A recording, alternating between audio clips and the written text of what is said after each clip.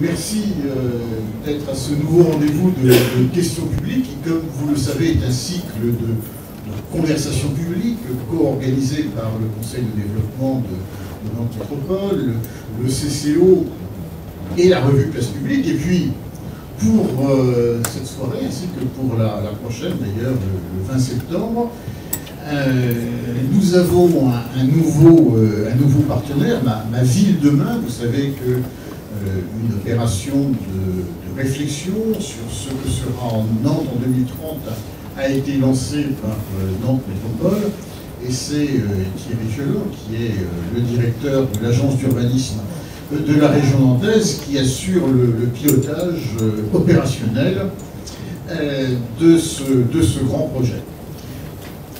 Alors, notre invité de ce soir est Nicolas Tenzer. Nicolas Tenzer, normalien, énarque, haut fonctionnaire. Il a notamment travaillé pour le commissariat au plan. Il dirige la revue Le Banquet, et c'est un auteur fécond, puisqu'il a écrit pas loin d'une vingtaine d'ouvrages, essentiellement des ouvrages de théorie politique, dont le dernier ici, Le Monde à l'horizon 2030, qui est paru au début de cette année chez Perrin, et que vous trouverez d'ailleurs sur la table à la sortie. Alors, Le Monde à l'horizon 2030, ce titre a évidemment suscité un écho immédiat chez nous, pour les raisons que je vous ai dites, puisque bien sûr, il y a Thierry Violent, il y a Ma ville demain, mais tous ceux qui sont ici ont eu à s'intéresser de près divers à cette opération dans 2030. Ça fait l'objet grande opération également de réflexion du Conseil de développement, et nous-mêmes, Place Publique, nous avons consacré tout récemment un dossier à cette question. Quel sera le visage de Nantes en 2030? Nous avons fait intervenir un certain nombre d'experts et d'experts étrangers. Attendez, là aussi, c'est une publication que vous trouverez à la sortie. Alors nous allons donc ce soir tenter d'éclairer notre réflexion locale par un éclairage global, même si on sait bien qu'il y a un entremêlement entre le local et le global, on ne peut pas les opposer. Et c'est pourquoi, avant de passer la parole à Nicolas Tenzer, je vais la donner à Thierry Violent pour qu'il nous explique en quelques minutes, pour qu'il nous rappelle en quelques minutes en quoi consiste la démarche en cours à Nantes. Thierry. Bonsoir à toutes et à tous.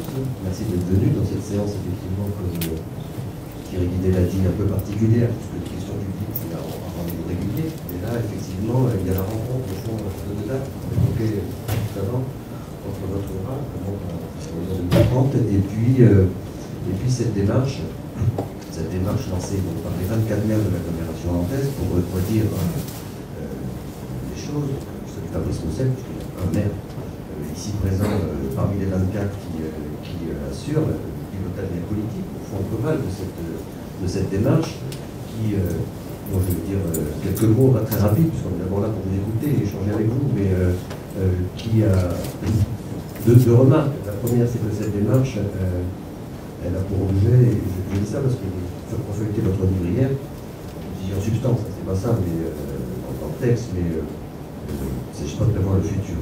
Bien hasardeux, que ce soit à l'échelle du monde ou à l'échelle d'une métropole, d'une agglomération, de prévoir le futur, trop d'interactions, trop d'inconnus. Mais quand même, en tout cas pour ce qui nous concerne, la nécessité de se donner de la perspective.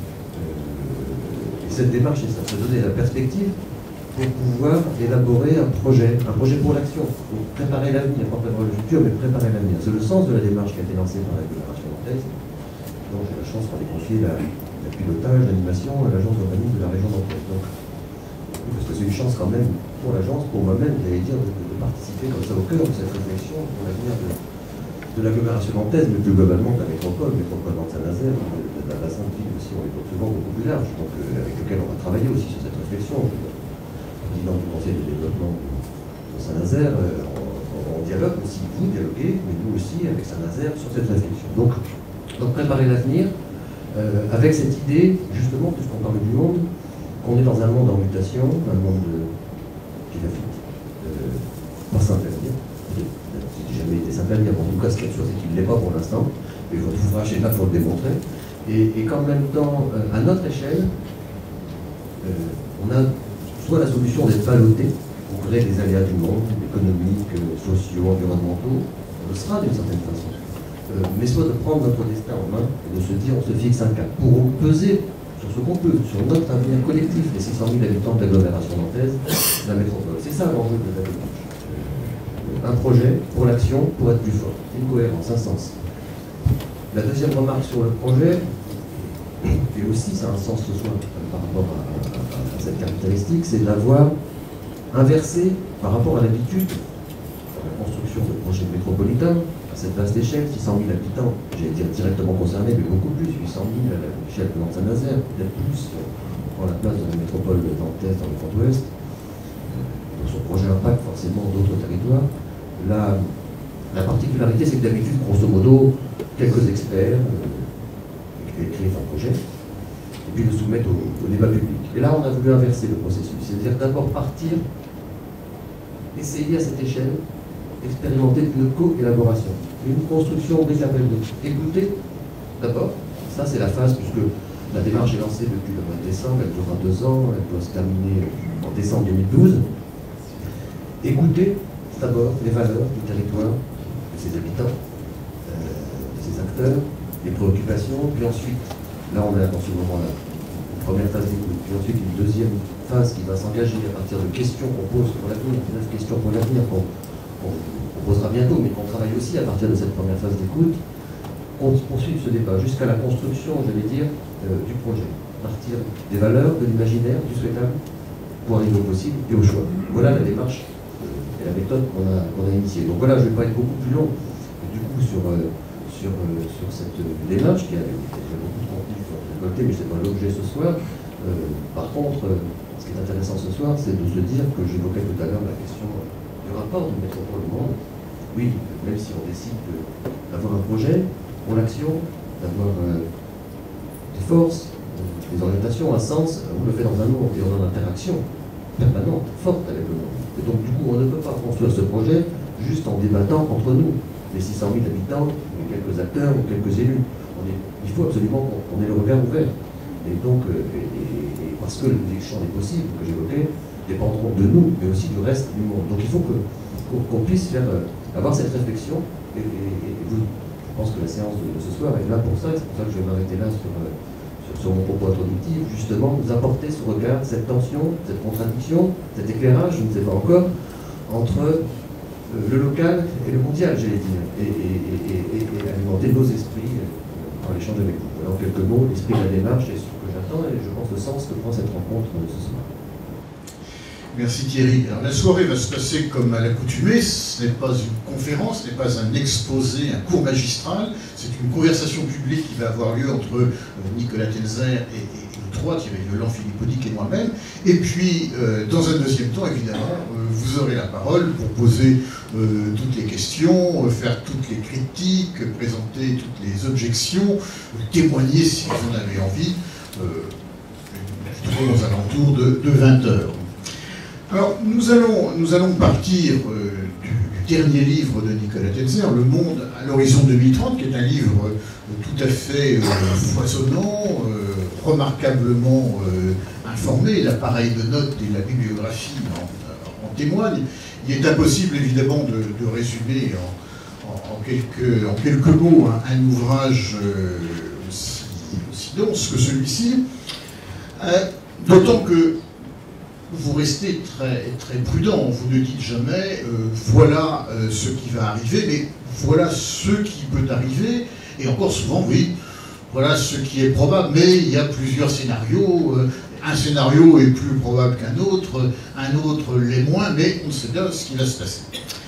Il me semble toutefois qu'on peut dire de votre livre qu'il est d'abord une lecture politique de l'avenir du monde. Vous privilégiez, me semble-t-il, très clairement le politique sur l'économie, sur les évolutions technologiques, sur les périls climatiques que vous expédiez en 2 lignes en conclusion, de même que les défis énergétiques, on aura l'occasion d'en reparler au cours de cette conversation. Et il me semble qu'on peut dire de manière très, très schématique que 3 ou 4 idées forces ordonnent votre propos. Vous allez me dire si je vous trahis ou pas. Première idée, dans les 20 années qui viennent, les États-Unis vont rester la seule vraie superpuissance. Deuxième idée, qui va à contre-courant de beaucoup de pronostics, il ne faut pas s'attendre à des regroupements régionaux solides et efficaces ou à une montée en puissance des institutions internationales. Troisième idée, conséquence de la précédente, ce sont donc les États qui vont rester les principaux acteurs du jeu international. Et enfin, quatrième idée, entre eux vont se nouer des rapports à la fois hiérarchiques et complexes. Hiérarchique, nous n'allons pas vers un monde de plus en plus égalitaire. Complexe, on n'aura sans doute pas de rapport de domination comparable à ceux d'un empire sur ces États vassaux. Et vous avez une expression, vous dites, voilà, on va avoir une suzeraineté de fait, mais sans réel suzerain ni réel vassaux, sans soumission totale, une féodalité sans permanence. Vous ai-je trahi? Non, Thierry Guidel, vous ne m'avez absolument pas trahi. D'abord, bonsoir à toutes et à tous aussi. Vous ne m'avez pas trahi. Je voudrais peut-être néanmoins, un tout petit peu, je dirais pas nuancer, non pas nuancer, mais peut-être préciser un certain nombre de choses. La première chose que je voudrais préciser, c'est effectivement que, à mon avis, l'une des hypothèses les plus probables, c'est bien que les États souverains dans l'ordre mondial vont conserver, voire dans un certain nombre de cas, retrouver une place absolument majeure. Ce qui veut dire beaucoup de choses. Ce qui veut dire que ces États qui retrouveront des attributs de souveraineté ne seront pas pour autant des États coupés du monde. On n'est pas dans un schéma, même si c'est une crainte qu'on peut avoir pour un certain nombre de pays européens, dont la France. On n'est pas dans un système de souveraineté fermée, de souverainisme niais et d'isolationnisme suicidaire. Quand je dis que c'est d'ailleurs l'une des craintes qu'on peut avoir pour la France et pour un certain nombre d'autres États européens, c'est que assez curieusement, je trouve que notre vieux continent risque pour un certain nombre de ses partis d'être le témoin d'un retour de formes de nationalisme liées d'ailleurs pour partie à des partis extrêmes qui risquent effectivement de nuire à la prospérité comme à l'ouverture, mais les deux sont tellement liés, d'un certain nombre de nations. On va avoir au contraire des États qui essayeront d'exercer des formes de souveraineté complexes, là aussi, sur le plan mondial. En faisant quoi? D'abord en prenant en compte la réalité de l'internationalisation et de l'interdépendance. Retrouver des formes de souveraineté, c'est pas nier encore une fois le monde et l'interdépendance. Mais sauf qu'ils seront dans des logiques, qui seront des logiques d'alliance beaucoup plus mobiles, beaucoup plus ductiles, réversibles, et ils auront un sens beaucoup plus fort de leur intérêt national, pour une raison qui est peut-être une des choses sur lesquelles j'ai aussi beaucoup insisté, peut-être que vous ne l'avez pas cité, vous ne pouvez pas oublier tout évidemment, c'est que nous allons avoir dans le monde de demain, nous commençons déjà à l'avoir, pour parcourir quand même le monde, pour être à la moitié du temps à l'étranger, j'en rencontre un certain nombre, nous allons avoir dans le monde de demain des leaders, aussi bien politiques, mais aussi des intellectuels, des chercheurs, des hommes et des femmes d'entreprise, qui seront dans d'autres pays, probablement beaucoup plus aguerris au jeu international, à la duplicité, au jeu assez multiple avec de multiples acteurs, que ne le sont les leaders du continent européen et notamment les leaders français. Donc on va avoir effectivement cette espèce de retour des États, pour des raisons d'ailleurs qui sont des raisons assez fortes, qui tiennent au refus d'un certain nombre d'États, notamment, on peut penser, vous avez quelques exemples, et on pourrait citer tous les États, on pourrait citer le Vietnam, on pourrait citer la Thaïlande, on pourrait citer la Malaisie, on pourrait citer Singapour, la Corée du Sud, par rapport au risque de domination chinoise. On peut peut-être sur la Chine tout à l'heure. Et tous ces États auront ce souci de conduire des politiques, de définir quelles sont leurs stratégies, de définir leurs intérêts. Et ils se méfieront des alliances régionales pour une raison très simple, c'est que ces alliances régionales seront assimilées à des tentations de domination d'un certain nombre de puissances sur eux. Et il y a de plus en plus d'États qui auront cette capacité de dominer.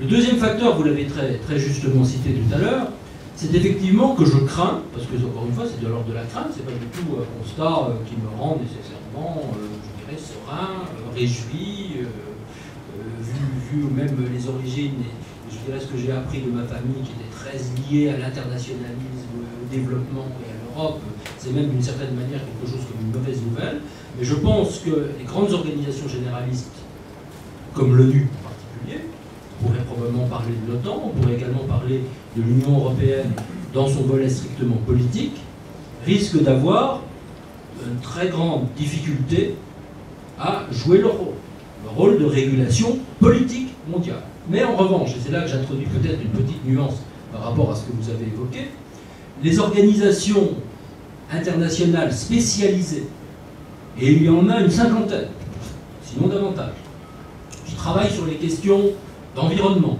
sur les questions de développement, sur les questions de lutte contre la pauvreté, sur les questions maritimes, sur les questions nucléaires, sur une multitude de sujets, je ne vais pas évidemment les citer tous, eh bien ces organisations, elles, auront un pouvoir renforcé de régulation dans le monde de demain. Ce sera de la régulation technique, et une régulation tout à fait fondamentale et tout à fait nécessaire, il faut bien le voir, dans un monde effectivement où les sujets, je peux aborder certes, mais pour des raisons que je peux aussi expliquer, qui sont les questions effectivement notamment changement climatique, voire les questions énergétiques, mais avec une petite nuance, toutes ces questions-là et les questions de développement au sens large, ce seront les questions majeures qui vont quand même donner la physionomie à monde de demain. Ça, c'est une réalité très forte. Maintenant, sur les États-Unis. Les États-Unis aujourd'hui, il ne s'agit pas de dire on est pour, on est contre, on aime les États-Unis, on ne les aime pas, on approuve leur politique ou pas, donc ça peut quand même varier suivant les présidents, hein, vous l'accorderez. Hein, on n'est pas obligé, je dirais, de dire les États-Unis c'est mal. Effectivement, vous avez tendance à le dire quand c'était Bush. Aujourd'hui, on a quand même peut-être, Dieu merci, un jugement plus nuancé, même si on peut aussi critiquer certains aspects de la politique de Barack Obama. Les États-Unis, d'abord, représentent 25% de la richesse mondiale. Les États-Unis sont la seule puissance à être présent par le biais de leurs forces maritimes sur l'ensemble des mers, avec le contrôle que cela signifie. Les États-Unis restent la référence majeure, même s'ils sont copiés au Moyen-Orient, en Asie, etc., en termes de pensée académique, en termes de prolifération de doctrines de portée mondiale par le biais de leur think tank, de leur réservoir d'idées dont la puissance est incommensurable par rapport à ce que nous pouvons avoir en France en particulier, voire en Europe avec la petite exception du Royaume-Uni.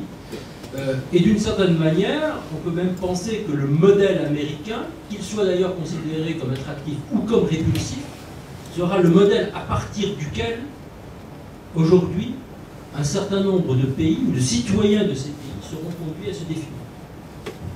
Il y a un universalisme américain, encore une fois qu'on l'approuve ou non, qui est une réalité mondiale.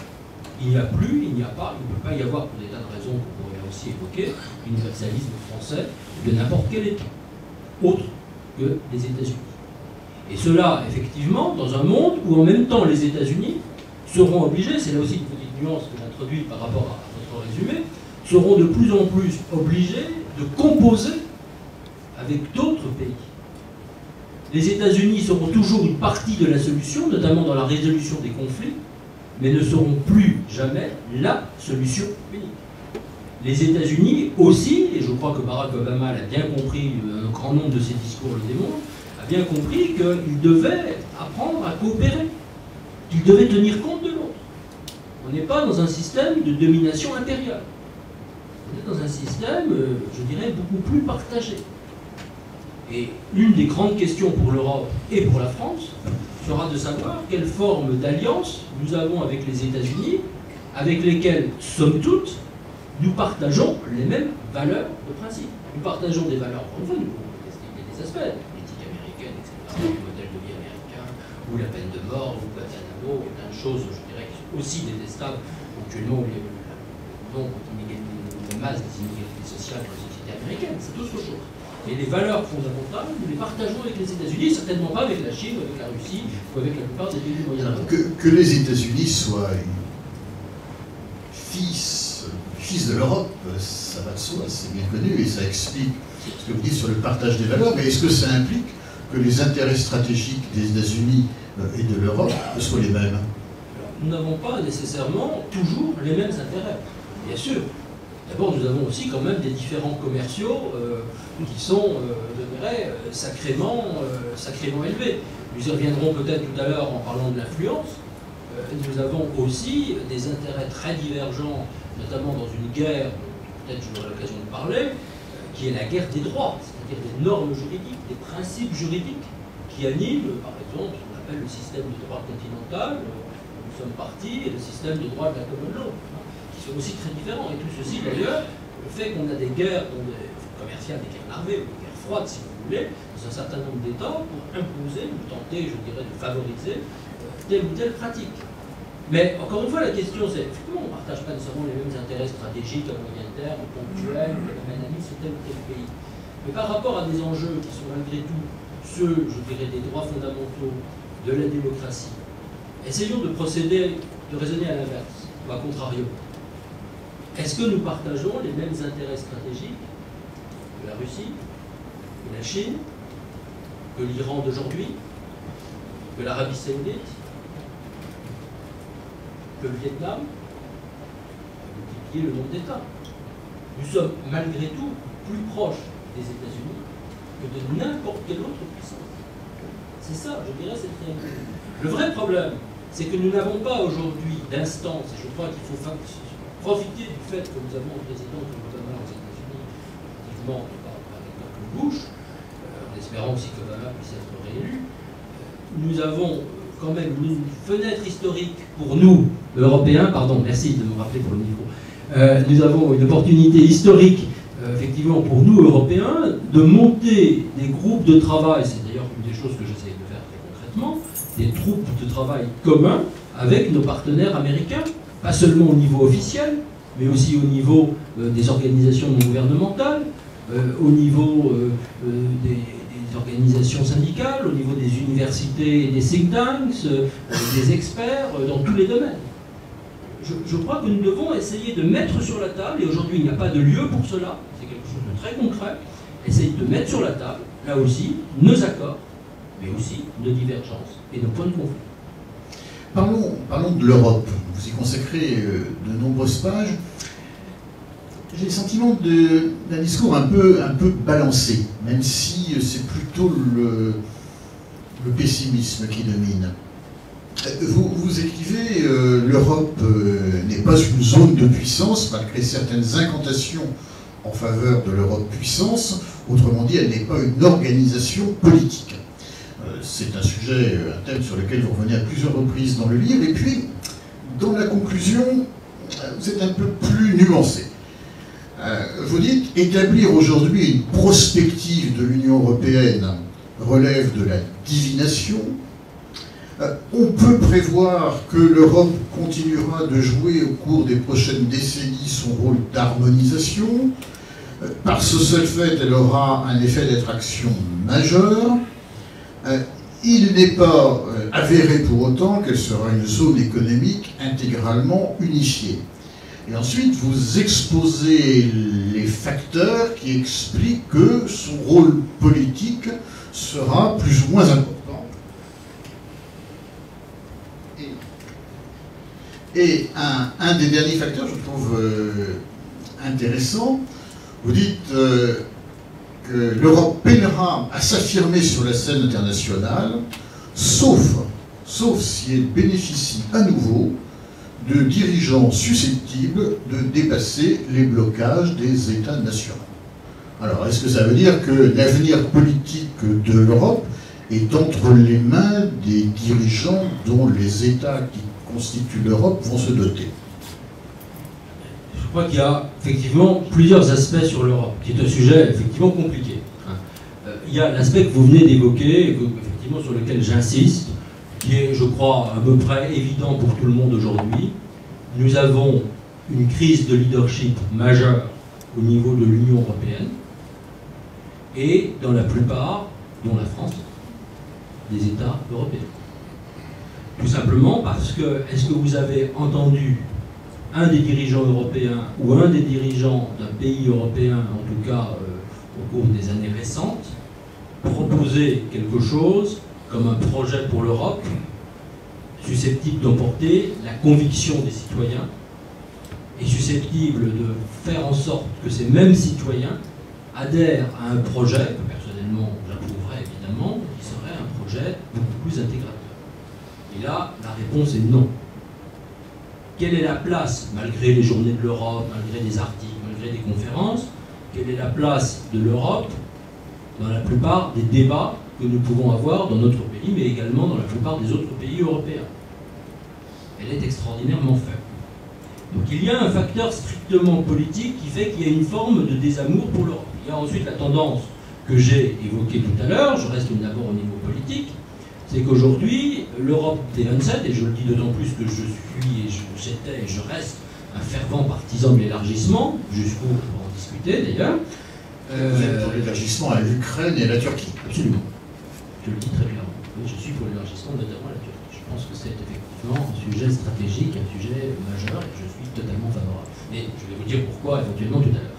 Mais le vrai problème aujourd'hui, c'est que nous en avons fini, et l'expression n'est pas de moi, elle est de Michel Rocard d'ailleurs, nous en avons fini avec le rêve des États-Unis d'Europe.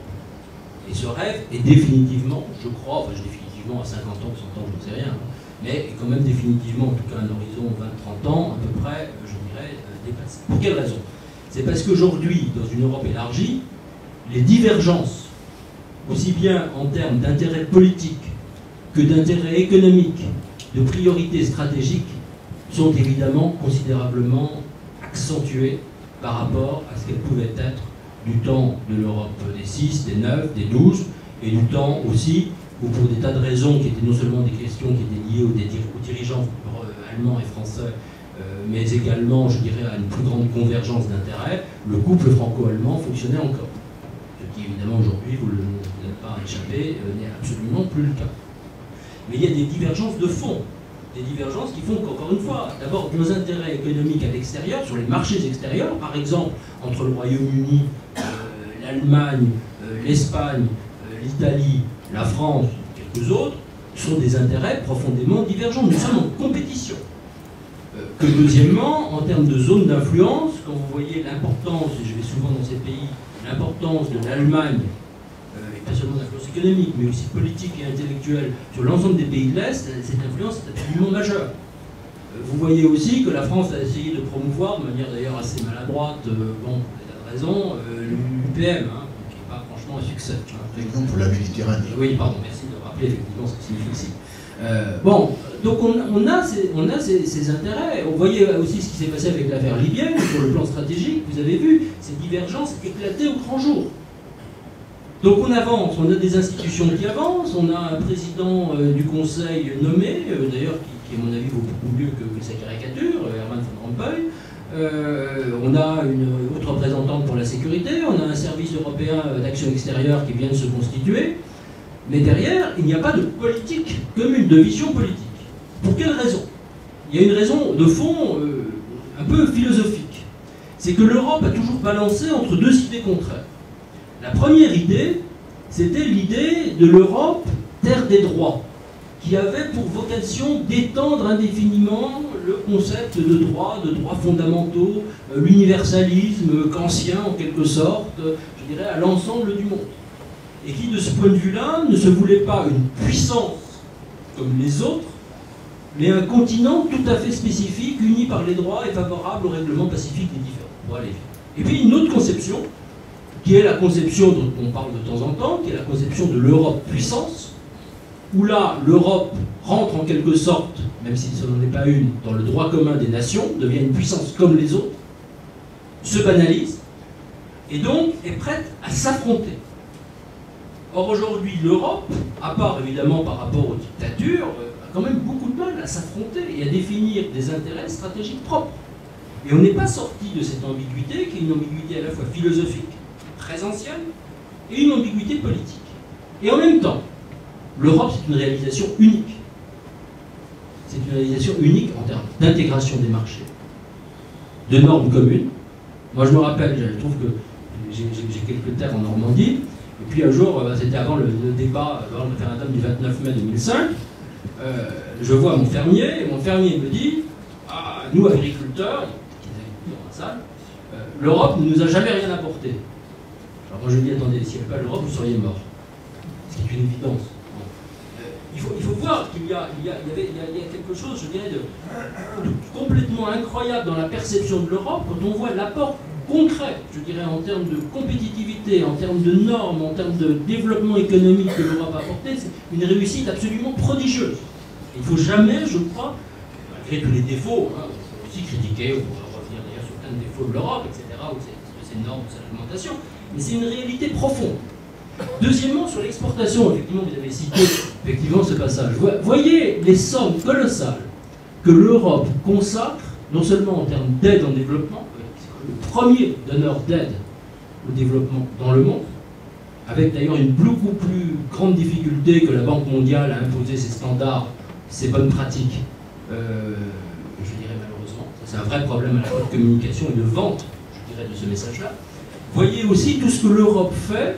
Enfin, d'abord, elle a fait pour les nouveaux États qui ont adhéré à l'Union européenne, et pour un certain nombre d'autres États qu'on appelle, dans la terminologie communautaire, les pays du voisinage à l'Est, dont par exemple les pays des Balkans, dont l'Ukraine, avec le voisinage du Sud, hein, notamment les pays du Maghreb et du Mashrek, plus un certain nombre. Dans ce cadre, l'Europe, je dirais, est en train de mettre à niveau tous ces États, avec des programmes extrêmement concrets de développement sur le plan agricole, sur le plan de la justice, de la réforme administrative, des normes sanitaires, etc. Donc il y a un modèle européen de développement qui est extraordinairement porteur, et dont on ne parle pas. Et il y a des crédits colossaux qui sont, je dirais, attachés à tout ça. Donc c'est pour ça que je dis qu'il y a un potentiel européen absolument merveilleux, mais pour des raisons politiques, effectivement, aujourd'hui, je trouve qu'il est largement compromis. Alors il y a un dernier facteur, si vous me le permettez, un dernier facteur qui est très lié, je dirais, à l'actualité et au plan de sauvetage qu'on a vu, je dirais, de la Grèce, de l'Irlande, du Portugal, c'est qu'aujourd'hui, on a une zone de solidarité qui fonctionne. Et les États ont consenti, l'Allemagne plus difficilement, je dirais, à débourser pour ces actions de solidarité. Je suis, en revanche, extrêmement pessimiste sur la suite. D'abord parce que ça ne peut pas durer éternellement. Pour une raison très simple, c'est que les citoyens vont dire, mais attendez, nous, on paye pour qui? Le pêcheur breton, excusez-moi, dans cet exemple, va payer pour le pâtre grec. Au nom de quoi? Est-ce que nous nous sentons solidaires des pays européens ou des citoyens des pays européens nécessités? Vous voyez ce débat, qui est un débat de citoyenneté, qui est un débat d'ailleurs qui pose la question de qu'est-ce que c'est que l'espace de solidarité. En France, surtout si on est plutôt progressiste comme je le suis, on se dit oui, nous devons être solidaires, je dirais, des plus démunis. Nous acceptons les transferts sociaux, le principe de la redistribution. Mais est-ce que nous sommes prêts à accepter cette redistribution à l'échelle européenne? Avant de céder la parole à mes camarades, je voudrais vous poser une dernière question. De la difficulté d'écrire sur un sujet aussi mouvant que le monde. Ce livre est paru en début d'année, j'imagine que vous l'avez écrit l'an dernier. Et page 114, vous posez une question tout à fait pertinente. Qui peut prédire où iront le Maroc, l'Algérie, l'Égypte, la Syrie? Que vous inspire le printemps arabe? D'abord, honnêtement, j'ai tout un chapitre consacré à l'émergence des peuples et à leur rôle dans les relations internationales. Et c'est à ce moment-là que je pose cette question, parce que, étant allé quand même assez souvent dans ces pays, je voyais quelque chose comme un bouillonnement et comme un foisonnement. Je ne pouvais pas dire que le printemps arabe allait surgir au moment où il a effectivement surgi. En revanche, pour moi, c'était effectivement une possibilité. La Libye, ça m'a surpris, honnêtement. Les autres pays, ça ne m'a pas étonné. Le moment, les modalités sont toujours imprévisibles. Bon. Je trouve que là, il y a quelque chose qui démontre effectivement qu'aujourd'hui, non seulement les élites, mais également les peuples de nouveaux pays sont capables, à un certain moment, de prendre tout simplement leur destin. Je trouve que c'est une leçon. Alors, je ne suis pas nécessairement optimiste sur la suite. Je Je pense qu'on parle beaucoup trop vite de renouveau de la démocratie. Mais il y a manifestement des éléments de démocratie, d'insurrection démocratique, de maturité démocratique dans ces pays. Il y a quelque chose, je trouve, d'absolument prodigieux, qui est une leçon aussi pour nous, Français, ou pour nous d'ailleurs, Européens. Qui d'entre nous, je dirais, aurait été capable, ce ne sont pas les mêmes, de prendre les risques que ces gens ont pris ou prennent encore? Vous voyez la Syrie, un bain de sang absolument épouvantable. Vous voyez aussi, et je trouve que j'en connais un certain nombre, de gens qui font partie de ce qu'on appelle parfois la diaspora, du Maroc, de l'Algérie, de la Tunisie, de la Syrie, de l'Égypte, qui aient gardé d'ailleurs leur nationalité, qui sont des Français, peu importe, et qui vivent une vie confortable en France, aux États-Unis ou en Allemagne, gagnent bien leur vie, une belle voiture, une belle maison, une famille qui fait des bonnes études dans des écoles chères, et qui aujourd'hui retournent dans leur pays pour dire nous voulons aider ce processus. Nous allons perdre de l'argent, nous perdre notre confort, nous prendre des risques. Je trouve que ça, c'est quelque chose aussi par rapport, je dirais, à cette forme d'amour du pays et de citoyenneté que nous avons en nous, qui est quelque chose d'extraordinaire. Philippe, Thierry, des questions pour peut-être tisser des liens entre le global et le local. Alors peut-être une dernière question sur le global, parce que dans l'échange avec Thierry, ça n'est pas venu. D'une part, vous dites simplement que cette évolution du monde va effectivement générer certainement des déséquilibres, mais vous n'êtes pas du tout catastrophiste, vous êtes plutôt optimiste par rapport à l'évolution du monde, et vous voyez finalement une certaine stabilité émerger à cet horizon de 20 ans, où des nouveaux acteurs joueront des rôles très importants. Je pense à la Chine, que vous citez comme un acteur de la stabilité future du globe. Et en même temps, vous évoquez aussi la question de la Russie, où là, vous dites qu'il y a un risque carrément de disparition de la Russie. Et sur lequel vous dites, attention, danger, il ne faut pas laisser ce pays disparaître en quelque sorte. Est-ce que vous pouvez donner quelques éléments par rapport à ça? Oui, certainement. Alors, d'abord, peut-être sur la question effectivement de la stabilité. Je fais effectivement l'hypothèse, je dis bien l'hypothèse, que le monde peut être plus stable, je dirais, à l'horizon 2030 qu'il ne l'est aujourd'hui. Ou à vrai dire que je le pensais lorsque, en 2005, j'ai signé le contrat avec mon éditeur pour faire cet ouvrage. Je dois le dire. Honnêtement, quand j'avais signé le contrat, j'avais fait un plan, comme on fait toujours dans ce genre de cas, on voit l'éditeur, enfin, je faisais une conversation, on m'avait dit, ah oui, c'est très bien, voilà, un signe, ok. Je devais le rendre d'ailleurs, je devais le rendre en 2007, et puis, comme je passe ma vie à voyager, et que là j'ai eu quelques grosses missions à faire, donc je suis revenu un peu plus tard que prévu, mais j'étais parti avec des idées noires. Avec l'image, effectivement, non pas d'une troisième guerre mondiale, d'une apocalypse, parce que c'est pas tellement ma manière de penser, mais en tout cas avec une aggravation des déséquilibres, sans parler de mouvements, d'ailleurs, qui ont quand même un certain avenir malgré tout, le terrorisme, les guerres civiles, aussi les crises liées, crises environnementales, les famines, les problèmes de crise alimentaire, etc. Et puis quand j'ai finalement écrit, j'ai vu beaucoup de gens, j'ai vu un peu plus, etc. J'ai réfléchi, essayé de réfléchir par moi-même, avec d'ailleurs le principe un peu de Jean-Jacques Rousseau au début, qui était, vous savez, il disait à un moment, commençons par écarter les faits. C'est-à-dire, essayons de ne pas nous focaliser sur l'actualité immédiate, sur ce que l'on voit, pour essayer de voir des tendances à l'œuvre. Je me suis aperçu d'abord que ce maillage fondé sur les États n'était pas exactement le même maillage fondé sur les États qui a conduit aux guerres mondiales. D'abord, encore une fois, parce que ce qui a conduit aux guerres mondiales, c'était des États particulièrement forts, nationalistes, avec des alliances fortes. Je crois qu'aujourd'hui, les alliances fortes ne seront plus le lot des États de demain.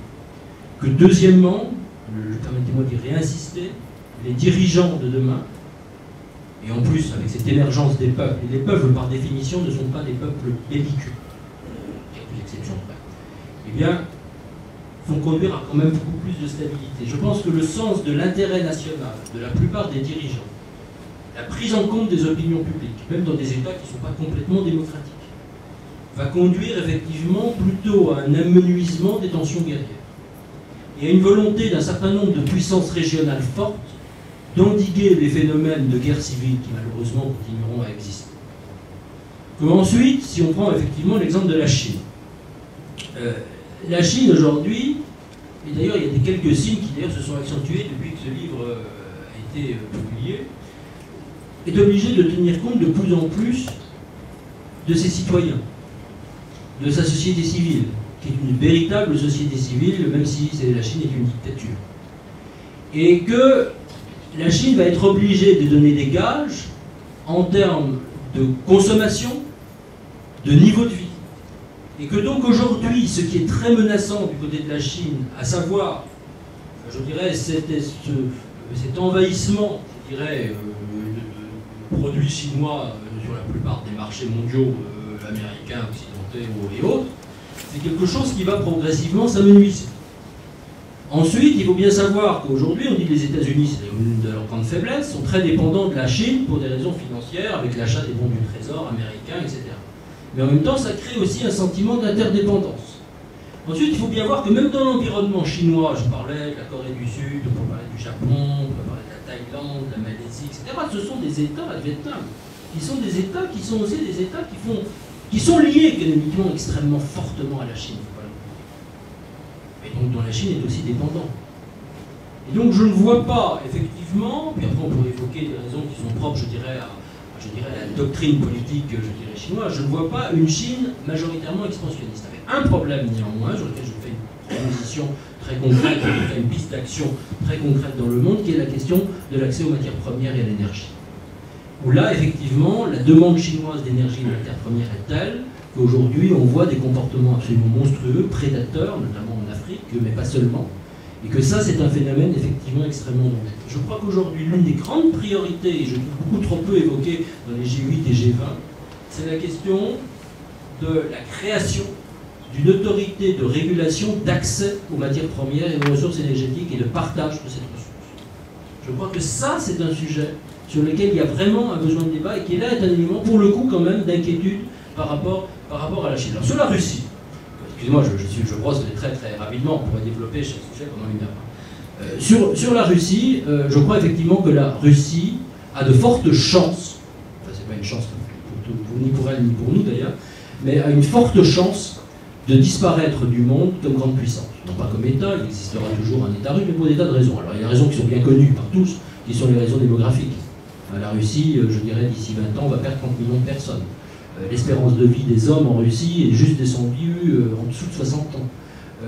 Quand vous savez que non seulement il y a le problème classique, je dirais de l'alcoolisme en Russie, pardon, mais il y a le problème aussi de la drogue. Il y a 30 000 morts par an d'overdose en Russie. C'est quelque chose d'abominable. Et puis il y a un autre facteur. C'est qu'aujourd'hui, la plupart des grands oligarques russes qui ont fait fortune, qui continuent à faire fortune, placent leur fortune à l'extérieur du pays. Parce que tout simplement, ils considèrent que leur fortune n'est pas en sécurité chez eux. Et donc, ils l'envoient aux États-Unis, en France, en Allemagne, au Royaume-Uni, etc. Et ensuite, vous avez quelque chose qui est très frappant. Moi, qui m'a beaucoup frappé, je trouve que j'ai été pendant 2 ans professeur invité à l'université de Saint-Pétersbourg. Donc, pendant 2 ans, j'y suis allé 1 semaine tous les 3 mois. Discutant beaucoup, je faisais aussi des séminaires pour les professeurs, etc. Donc, avec des élites russes. Une grande partie de celles que je voyais, qui évidemment n'étaient pas spécialement poutiniens, c'est certainement, qui étaient liées à des associations démocratiques en Russie, notamment à l'association Mémorial pour la vérité, notamment sur les crimes du stalinisme, etc. Combattants pour les droits de l'homme, pour la vérité de ce qui se passait en Tchétchénie, etc. Mais ils ont fui le pays, comme des scientifiques. Qu'est-ce que c'est qu'un pays qui perd ses élites? C'est un phénomène extrêmement inquiétant. Ensuite, il y a la rente liée à la matière première, aux matières premières.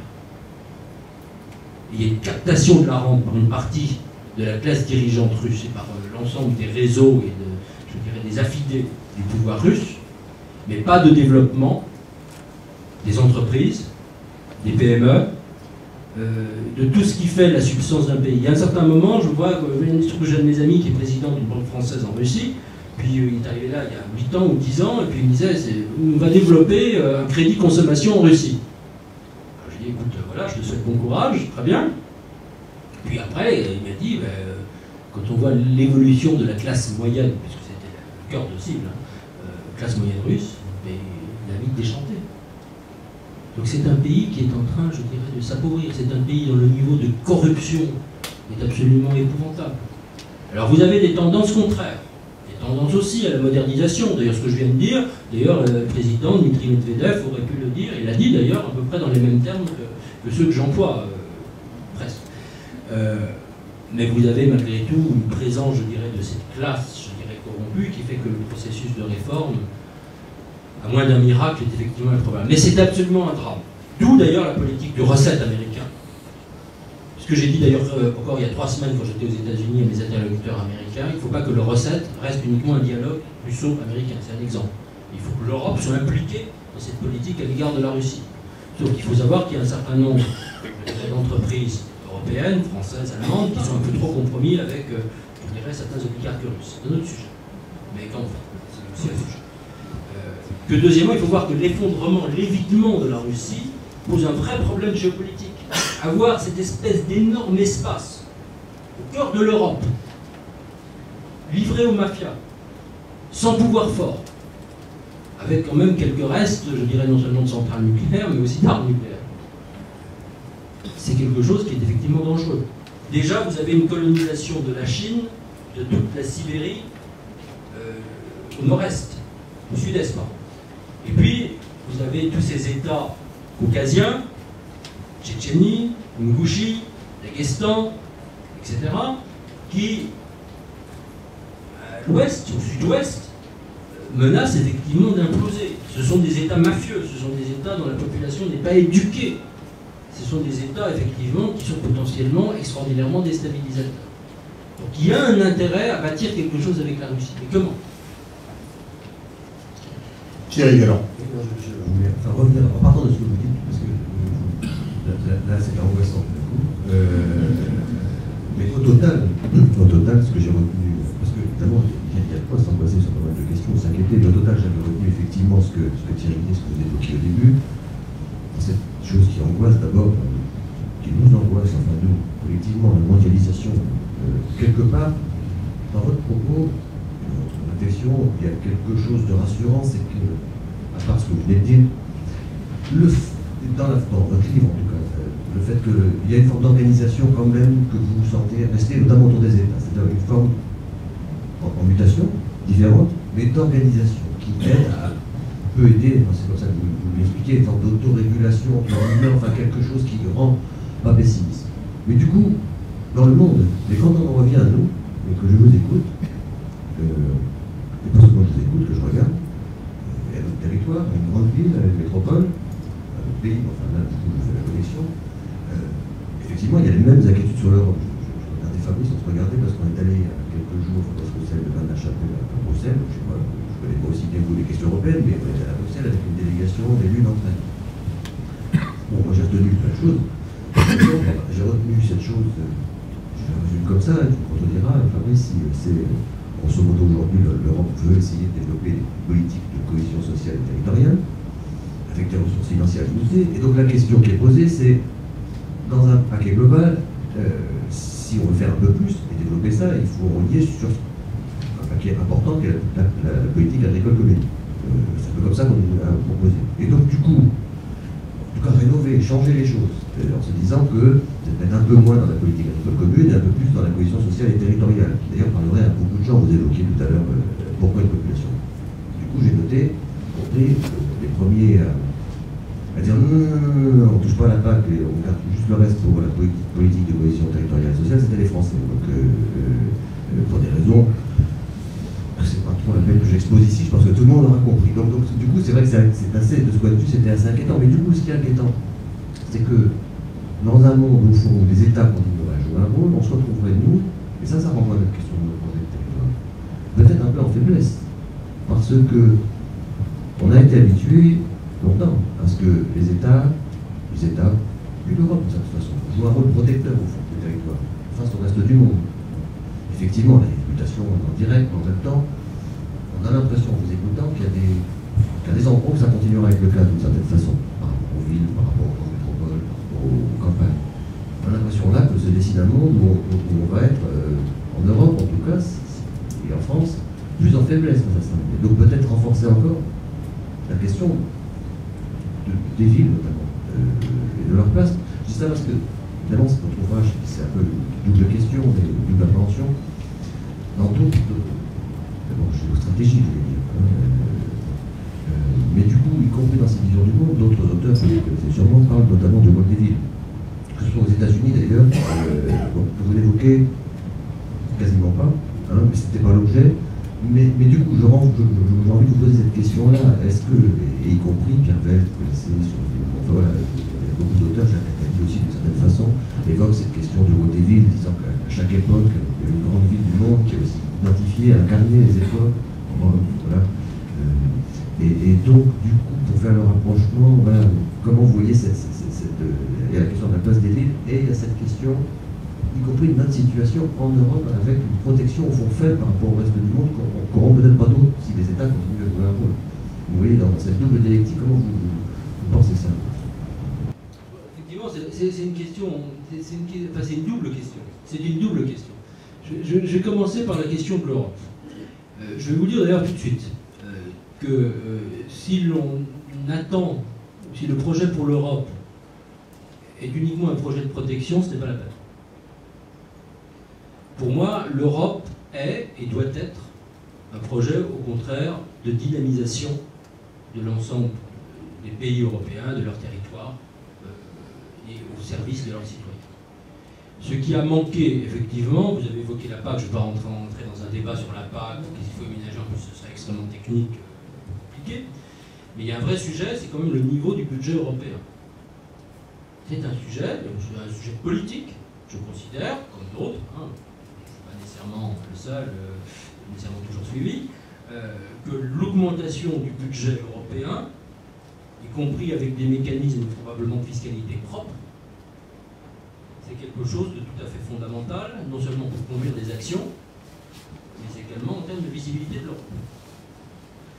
Ensuite, il y a, je crois, une occasion qui a été manquée, qui s'appelle, je ne sais pas si vous en avez entendu parler, certains d'entre vous certainement, qui s'appelle la stratégie de Lisbonne, qui visait notamment à rendre, je dirais, l'Europe particulièrement compétitive, une zone particulièrement compétitive en termes de ce qu'on appelle, je ne sais pas, l'expression d'économie de la connaissance, de développement de nouvelles technologies, de recherche, etc. Sauf qu'il faut voir que normalement devait être nommé dans chacun des États un coordinateur de cette stratégie de Lisbonne. Est-ce que vous avez entendu parler d'un coordinateur français? La France n'est pas la seule à ne pas en avoir eu véritablement. Il y avait une petite cellule à Bercy qui suivait, etc. Donc concrètement, tous les projets qui seraient les projets les plus structurants, qui pourraient être des projets partagés, je ne dis pas que l'Europe ne fait rien, notamment d'ailleurs en termes de soutien à la recherche, par exemple, ou de technologie, mais ces projets sont extrêmement faibles, de même qu'ils sont extrêmement faibles sur tout ce qui est réseau de transport, et là les villes, les agglomérations sont directement concernées, ne fait pas grand-chose sur ce plan. Je crois qu'il y a toute cette dimension-là, je dirais y compris d'investissement, c'est pas pour dire qu'il faut faire des grands travaux pour la croissance et employer les gens, mais c'est que derrière, il y a une structuration de l'Europe à faire, qui va probablement bien au-delà, je dirais, des fonds de cohésion, des projets qu'ils ont permis de financer. Ça, c'est, si vous voulez, sur le premier point, pour être un tout petit peu rapide. Sur le deuxième point, je crois, mais ça c'est aussi une évidence, je ne suis pas le seul à le dire, je pense que c'est probablement aussi votre opinion, c'est que je pense que si l'on est dans la structuration territoriale du monde de demain, les villes, évidemment, ont un rôle absolument moteur à jouer. Et que les villes et leurs agglomérations, toutes les structures évidemment qui gravitent autour, effectivement, sont les entités véritablement de planification, d'organisation et les interlocuteurs évidemment naturels de l'Europe pour la plupart des projets. C'est comme ça que les choses doivent se faire. Alors il y a des tas d'organisations que vous connaissez tellement mieux que moi d'ailleurs, des alliances mondiales diverses entre les villes, etc. Toutes ces organisations, à mon avis, sont très très importantes en termes d'échange. La deuxième chose que je voudrais dire, mais effectivement j'en ai peu parlé dans ce livre, tout simplement parce que j'en avais parlé dans le précédent, c'est ça concerne la France. C'est qu'il y a, je crois, une opportunité, je dirais, dans le monde absolument extraordinaire, avec des sujets sur lesquels je travaille quotidiennement, vous permettrez d'en parler un tout petit peu, ce sont les marchés d'expertise mondiaux. Tous ces marchés d'expertise, et si j'en parle, c'est parce qu'à mon avis, les villes, les territoires, les collectivités, notamment, mais aussi les centres universitaires, les entreprises privées, etc., les centres de recherche, etc., ont un rôle majeur à jouer dans ce domaine. Ces marchés d'expertise mondiaux, c'est-à-dire, pour aller vite, l'ensemble des appels d'offres lancés par les organisations internationales spécialisées dont j'ai parlé tout à l'heure. Il y a l'ensemble de ces marchés d'expertise mondiaux, alors il y a des organisations lancées par les organisations, mais aussi des marchés lancés par les États, notamment émergents, par les grandes villes, par également un certain nombre d'agences d'aide bilatérale sur financement dits déliés, c'est-à-dire non liés aux bénéficiaires, aux ressortissants de ces États, voire de fonds souverains. L'ensemble de ces marchés d'expertise mondiaux représente sur 5 ans 500 milliards d'euros. Rien que pour l'expertise. C'est-à-dire concrètement, parce qu'on en anglais, le soft. Dans quel domaine? Dans le domaine de l'efficacité énergétique, dans le domaine de la réforme administrative, y compris réforme locale, bien sûr, dans le domaine de la fiscalité, dans le domaine de la justice, dans le domaine de ce qu'on appelle l'assistance aux droits de l'homme, dans le domaine des transports, dans le domaine de l'agriculture, dans le domaine de la santé, dans le domaine de la construction d'établissements universitaires, dans la réorganisation des forces armées. Tous les domaines sont concernés. 500 milliards d'euros de marché sur 5 ans. L'effet induit en termes de marché de dur, c'est-à-dire pour les entreprises, vous voyez ce que ça veut dire. C'est-à-dire concrètement, une fois qu'on a fait un plan sur l'efficacité énergétique, eh bien, il y a un beau tramway, là, je dirais, qui va utiliser des bons procédés. Il va y avoir des architectes qui vont construire des bâtiments conformes à ces normes-là.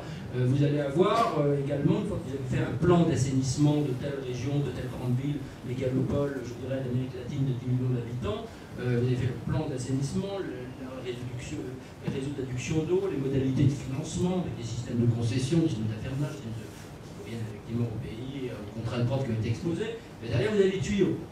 Eh bien, ça représente sur 5 ans 25 000 milliards d'euros de marché. Concrètement, c'est ça. Et je vous promets qu'un certain nombre de lenders allemands, un certain nombre, je dirais évidemment les entreprises américaines ou britanniques, des grandes collectivités suédoises, je vais les voir, je dirais en Suède, se mobilisent sur ces marchés. Et ça veut dire aussi que derrière, ils entraînent non seulement, je dirais, les entreprises, ils créent des emplois. Ils ne créent pas que des emplois locaux, hein, mais ils créent aussi des emplois parce que souvent il faut faire venir des gens d'autres pays, bien sûr, mais pas quand même. Et ils sont capables d'exporter un savoir-faire considérable. De plus en plus de ces marchés sont très demandeurs de nouvelles techniques, d'innovation. Et il faut savoir que des grands laboratoires universitaires dans le monde, des universités, prenons celle de Suède, de Malmö, de Göteborg, de Manchester au Royaume-Uni, plusieurs universités allemandes, bien sûr les universités américaines, de plus en plus d'universités en Corée du Sud, à Singapour, sont présents également sur ces marchés. C'est un exemple très concret qu'à partir du moment où une ville se dit quel est mon projet, effectivement, à moyen terme, et en quoi l'international, et l'Europe, parce qu'il y a beaucoup de marchés aussi lancés par l'Union européenne sur ces projets. J'ai dit que les sommes tout à l'heure étaient considérables. Mais comment est-ce que justement on essaye d'être présent et de dynamiser, de mettre ensemble, vous qui êtes, vous mettez des gens de tous les horizons, vous mettez ensemble des gens qui sont des gens du public, fonction publique territoriale, fonction publique hospitalière, fonction publique d'État, des enseignants, des chercheurs, des gens d'ordre privé, des associations qui travaillent aussi, parce que ça aussi c'est très important dans la plupart des pays, qui travaillent sur aussi la réinsertion, qui travaillent sur des programmes d'assistance sociale. Vous avez des experts individuels, qui peuvent être des agronomes, qui peuvent être... Vous mettez ensemble. C'est quelque chose. Ça, j'expose ça dans le précédent bouquin, excusez-moi, mon publicité. Mais c'est pour ça que je ne vais pas parler dans celui-là, ou très peu. Et c'est quelque chose d'absolument considérable. Voilà. Et je crois qu'une ville, c'est vraiment la dimension d'une ville, enfin une agglomération un peu plus large. Merci, c'est ce que d'ailleurs vous appelez les nouveaux canaux d'influence dans ce monde de 2030, c'est ce soft. Hein. Alors peut-être pour rester un peu sur le local et en tout cas conclure pour ce qui me concerne, on a essayé de travailler, nous, en réfléchissant à l'horizon 2030, avec des jeunes, parce que c'est eux qui sont les premiers concernés. Et j'ai envie de vous poser cette question peut-être pour terminer. Pour un jeune qui veut conquérir le monde ou faire sa place dans le monde, qu'est-ce qu'on lui conseille? De rester en Europe, d'aller aux États-Unis, d'aller en Asie, ou est-ce, ou en Afrique, parce qu'on n'en a pas beaucoup parlé. Est-ce que vous avez, de ce point de vue-là, un conseil à lui donner? Alors, c'est une question involontairement piège. Peut-être volontairement. Non, je pense que c'est... Enfin, je pense que c'était involontaire, mais c'est une question à laquelle je suis affronté, je dirais, de manière quotidienne, y compris dans le cadre de l'association que j'anime, qui me fait penser à un risque. Si vous me permettez de commencer par le risque. Parce que c'est quelque chose que je vois dans le pays, chaque fois que je voyage ici en France. C'est le risque extraordinaire de dualisme, non seulement de la société française, alors c'est plus qu'un dualisme, on pourrait diviser en plus que deux, je simplifie un peu, mais le risque de dualisme non seulement de la société française, mais aussi de dualisme dans l'attitude des plus jeunes par rapport au monde. Je vais être peut-être un tout petit peu provocant. Il y a ceux pour lesquels l'horizon, c'est vivre, travailler si possible, au pays, et y rester. Et il y a ceux pour lesquels l'horizon spontané, c'est le monde. Ce qui veut dire, alors peu importe que ce soit l'Asie d'une certaine manière ou les États-Unis, mais où l'idée fondamentale, avec ce que ça représente de tragique, et pour moi qui me rend à la fois triste d'une certaine manière, et pour le coup pas toujours très optimiste, c'est qu'ils disent mais finalement nous on espère aller ailleurs. Parce que c'est ailleurs qu'il y a non seulement, je dirais, des marchés, la possibilité d'avoir un boulot, de gagner de l'argent, etc. Hein, c'est pas uniquement ça. Mais c'est qu'ailleurs, on va être plus libre, on va sortir d'un carcan, on va découvrir des horizons, et aujourd'hui nous sommes dans un horizon, y compris peut-être pour des raisons politiques d'ailleurs, bouché. Et j'ai eu un nombre d'exemples de ces jeunes-là, que j'ai pu voir en France, que j'ai pu voir dans un grand nombre de pays, là aussi Asie, mais aussi aux États-Unis, au Canada, au Brésil, ou ailleurs, qui ont spontanément cette attitude-là. Donc il y a ce dualisme, et cette volonté parfois de partir. Ce sentiment que la place, leur place, quand ils le peuvent, quand ils parlent anglais, ça c'est une nécessité quand même, c'est le conseil concret, il faut parler anglais, hein, ça c'est évident. Mais je crois que ça c'est aussi quelque chose qui doit vraiment, alors aussi à la dimension d'une ville. Et sur le projet, de dire alors, est-ce que alors, sur le fond, c'est là où je disais, moi je suis aussi un peu, c'est un petit piège entre guillemets, je suis irrésolu. Est-ce que à ces jeunes-là, il y en a dans la salle d'ailleurs, voilà, il faut leur dire, ben, accrochez-vous, restez ici. Ou bien est-ce qu'il faut leur dire, allez ailleurs. Puis après, les gens, ils reviendront ou ils ne reviendront pas pour des raisons qui peuvent être professionnelles, familiales, personnelles, etc. Peu importe. Et quand il y a des jeunes, et ça arrive souvent, qui me posent la question directement, qu'est-ce que vous nous conseillez? Honnêtement, je vais vous dire, parce que je vois la personne, la jeune fille ou le jeune homme qui est devant moi, je dis allez ailleurs. Parce que je pense que dans son intérêt, dans la majorité des cas, c'est d'aller ailleurs. Et je raisonne donc pas en fonction d'intérêt collectif, mais je vois l'intérêt de la personne que j'ai en face de moi. Et je ne suis pas content de cette réponse. Ok, merci. J'ai peut-être quand même une dernière question, et je vais la poser parce que la vice-présidente qui est chargée de l'énergie de Nantes Métropole a dû partir. Elle est avec une petite fille. Avec sa petite voilà, fille. je comprends. Voilà, c'est vrai que comme l'a dit Thierry dans son introduction, vous balayez un petit peu les questions d'énergie rapidement.